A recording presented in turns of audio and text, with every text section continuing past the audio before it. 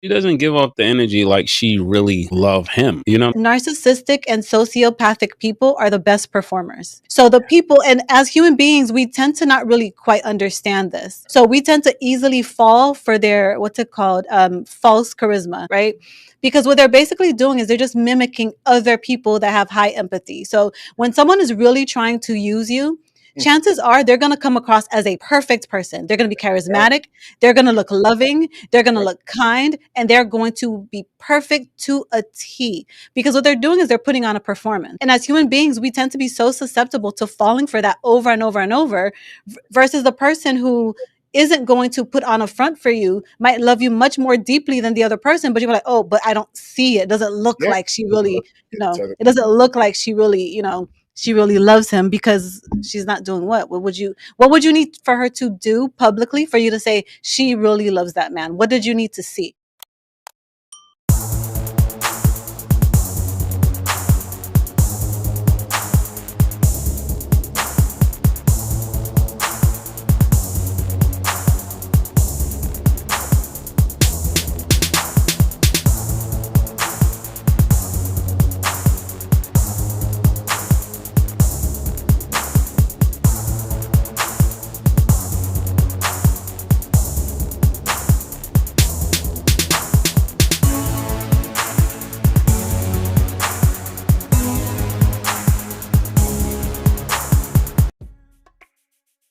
In today's world of social media and podcast relationship advice, 5 common content creator modern archetypes have emerged to meet the emotional needs of millennials, Gen Z, and younger audiences navigating the complexities of dating, love, and relationships. Each content creator archetype reflects a distinct worldview about love and emotional drivers that shape their advice. By understanding these archetypes, you can better discern whose guidance aligns with your values and emotional needs. Here's a breakdown. Number 1, the pessimistic philosopher. The pessimistic philosopher is a deeply analytical, borderline nihilistic advisor who views romantic relationships as inherently flawed, driven by societal illusions and human self-interest. They offer advice grounded in skepticism, often urging younger people to prioritize independence and self-sufficiency over love. This archetype's mantra is, love is a gamble, and the odds are stacked against you. Protect yourself first. Their advice is driven by feelings of anxiety and fear.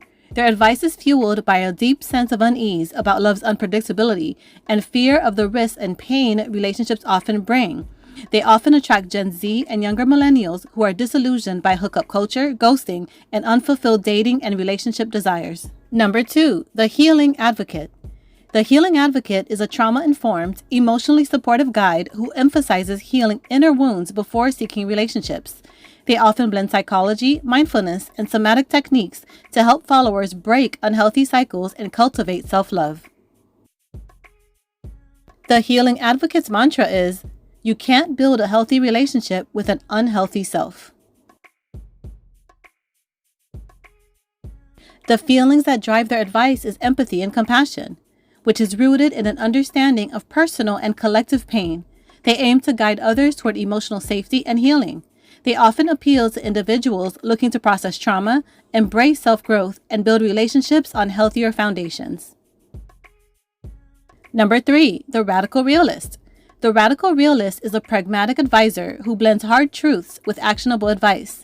They focus on removing romanticized notions of love, emphasizing compatibility, shared values, and realistic expectations as the key to lasting relationships. The radical realist mantra is, love isn't magic. It's a choice you make every day. The feelings that drive their advice are pragmatism and accountability. They are driven by a sense of duty to cut through illusions and provide practical, balanced advice to help people build sustainable relationships. They often appeal to young people who want no-nonsense, results-driven advice to navigate modern dating challenges like ghosting, unrealistic expectations, mismatched values, and commitment fears. Number 4, the optimistic romantic. The optimistic romantic is a modern-day Cupid. With a hopeful outlook on love, they blend traditional romance ideas with modern sensibilities. They inspire followers to seek meaningful, passionate connections without compromising their authenticity. The optimistic romantic's mantra is, love is alive and well. if you're willing to nurture it. The feelings that drive their advice are hope and inspiration. Their advice is fueled by a belief in love's transformative power and a desire to inspire others to pursue meaningful connections with optimism. They appeal to younger audiences yearning for connection and believing in the transformative power of love despite societal cynicism. And number 5, the data-driven analyst. This archetype uses research, statistics, and algorithms to decode modern dating. They help followers optimize their approach to relationships through behavioral psychology, attachment theory, and insights into dating trends. Their mantra is, love isn't random, it's science. The feelings that drive their advice are curiosity and confidence. Their advice is motivated by a desire to demystify relationships and empower others with practical, knowledge-based insights. They often appeal to Gen Z and millennials who prefer logic and structure over emotional and philosophical approaches to relationships. Why this matters.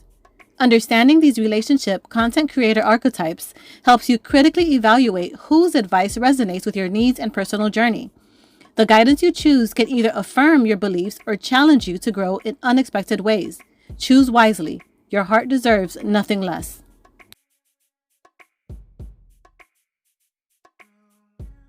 Here are 5 questions to help you identify which relationship advisor archetype a content creator might align with.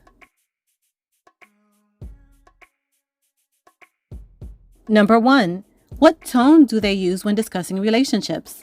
Are they skeptical, hopeful, pragmatic, healing, or analytical? Their tone often reveals their underlying perspective on relationships. Example, if they sound disillusioned and are often negative toward love and relationships, they may be the pessimistic philosopher.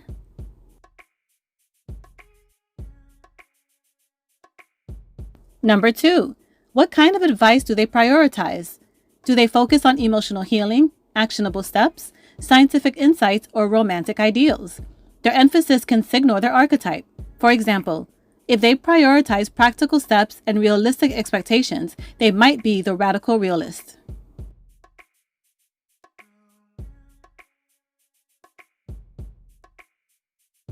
Number 3, how do they present their content? Is it data heavy, philosophical, emotional, hopeful, or narrative driven? Their presentation style can hint at their core approach. For example, if their content includes statistics and is centered around research, they likely align with a data-driven analyst.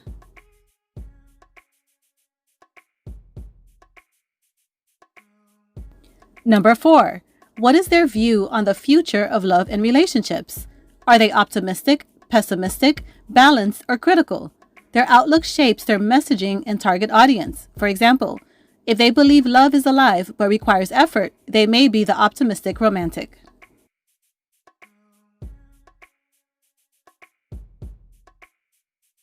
And number 5, what demographic and emotional needs do they seem to cater to? Are they targeting disillusioned singles, trauma survivors, hopeless romantics, or logical thinkers? Their audience reveals the problems they aim to solve. For example, if their followers are seeking healing and self-love, they are likely the healing advocate. Dear all young people navigating the complexities of love, relationships, and marriage, my heart truly goes out to you. In this world of social media, dating apps, and endless opinions, it must feel overwhelming to try to make a relationship work. Most people haven't figured out how to create a lasting, happy, and satisfying relationship themselves, yet many are quick to offer advice on what you should or shouldn't do. Here's our perspective, and let's be clear, it's just that, our perspective. It's not gospel, nor do we claim it to be. There's only one gospel, and if you choose to seek it, you already know where to find it. Ultimately, you and you alone are the expert in your own life. You are the only one who can determine what will or won't work for you. That being said, let's explore something universal about being human. The human brain is wired for certainty. It craves the feeling of knowing, even when it doesn't. Often, without realizing it, we fill in the gaps of what we don't know with stories rooted in our past experiences. These projections can subtly shape how we view our relationships and the world. It's not a flaw. It's simply how our brains are designed to protect us. The trick isn't to eliminate this tendency. is to recognize it and question it when needed. When it comes to relationship advice, take a moment to ask yourself, does this person currently have the kind of relationship or marriage I aspire to have? In what ways? Has this person walked the path they're advising me to take? What evidence do I have of that? And are their values and approaches aligned with what I want for myself and my partner? Here's our practical advice as you embark on your journey toward marriage or a deeper commitment. If you haven't already, consider taking a relationship or marriage assessment that's backed by solid research, such as the SYMBIS assessment, which stands for Saving Your Marriage Before It Starts. Tools like these can provide valuable insights into where you and your partner align and where you don't. They'll help you explore critical questions like, do your visions for the future align or are they in conflict? Do you share similar goals and values about love, family, and partnership? And how will you divide responsibilities in your life together and why? Here's something to keep in mind though. About 15% of couples who take these assessments end up calling off their engagement. That's not a failure. It's a courageous decision to recognize when there are too many obstacles to overcome before saying I do. Understanding these differences now can save you both heartache later and guide you toward a path that aligns with your deepest truths. Remember, no relationship is perfect, and no advice, including ours, is one size fits all. The goal is not perfection, but alignment, understanding, and the ability to grow together. Above all, trust yourself. Trust your instincts, your faith, if you practice one, and the work you are willing to put into building something meaningful with your partner. Love requires courage, grace, and a willingness to learn as you go. With love always. P.S. Relationship experts, pastors, and therapists absolutely offer valuable insights and guidance. They've studied relationships deeply and have the experience of working with countless couples. Their knowledge can be transformative. However, there's a unique empathy, understanding, and compassion that comes from those who have personally walked the path of marital challenges and triumphs. Both perspectives matter, and the most impactful advice often comes from a balance of expertise and lived experience. One last thing. Barring the most serious breaches of trust and safety, cheating, financial abuse, physical abuse, emotional abuse, and drug abuse, do you want to know the secret to a lasting, happy, and satisfying marriage? Here it is. Know the answer to this question for both yourself and your partner. How do you want the world to be different because you existed? This question goes deeper than gender roles or routines. It connects to your core purpose and your partner's. Check in with yourself and your partner throughout the different phases of life, your 20s, 30s, 40s, 50s, and beyond, including major milestones like having children. As you grow, the answer to this question might evolve, and a healthy, satisfying marriage ensures that the life you're building together aligns with those answers. Always remember this. Your marriage isn't your partner's entire life, but it is a meaningful part of it. A marriage that supports each person's purpose and growth is the foundation of something truly lasting. Careful, man. Yeah, I said it. Be careful. Congratulations on your engagement, but man, you might have to disengage because it's something about this woman, man. Remember, you wasn't my type, but when you're successful, you everybody's fucking type.